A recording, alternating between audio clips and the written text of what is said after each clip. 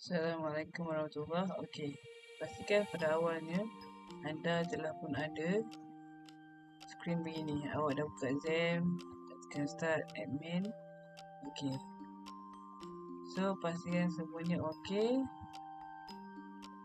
dan barulah tekan admin. Okey.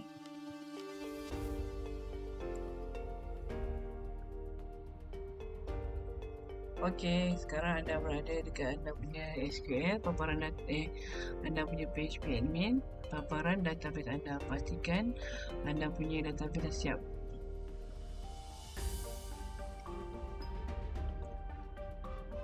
Okey, so pastikan anda punya ini anda akan nampak bila anda klik dekat trigger tadi dekat trigger.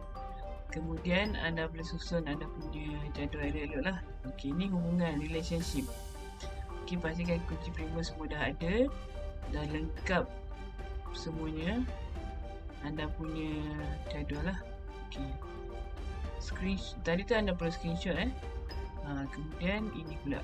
Okey, so anda boleh ini anda nampak dekat data dictionary tadi. Okey, dekat bahagian bawah dekat data dictionary tadi. Boleh ulang balik lah nanti. Okey, so pastikan anda boleh dah buka. Bila anda dah buka anda punya kerja khusus yang masa anda buat form 4 tu, sambung saja dekat pasal 3.1.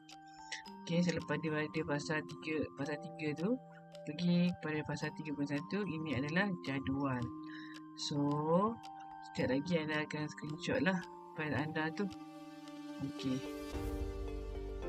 so kita akan screenshot.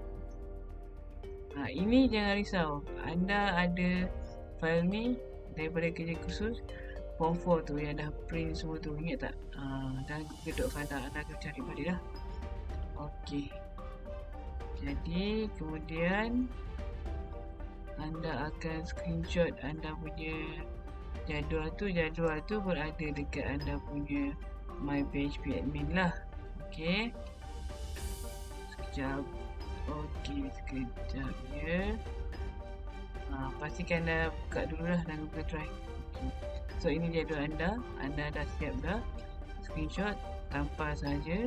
Okey, ini yang pertama.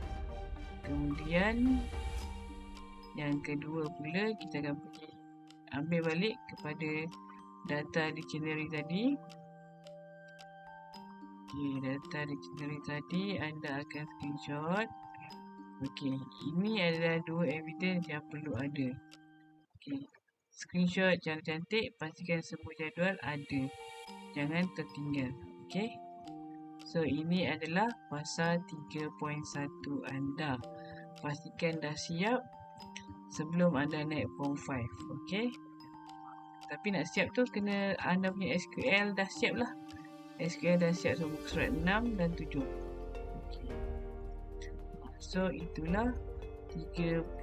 Terima kasih.